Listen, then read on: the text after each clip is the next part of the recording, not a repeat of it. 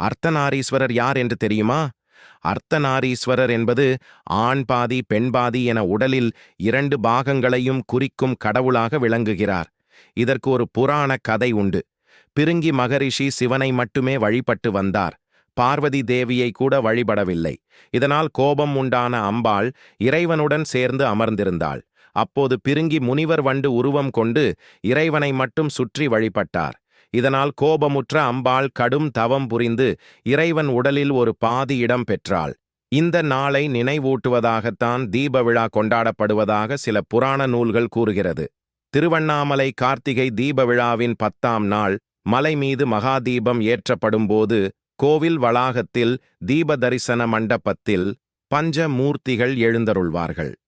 சரியாக மாலை 6 மணியளவில் கோவில் உட்பிரகாரத்தில் இருந்து அர்த்தநாரீஸ்வரர் எழுந்தருளி 1 நிமிடம் பக்தர்களுக்கு தரிசனம் தருவார். அந்த நேரத்தில் மலை மீது மகா தீபம் ஏற்றப்படும்.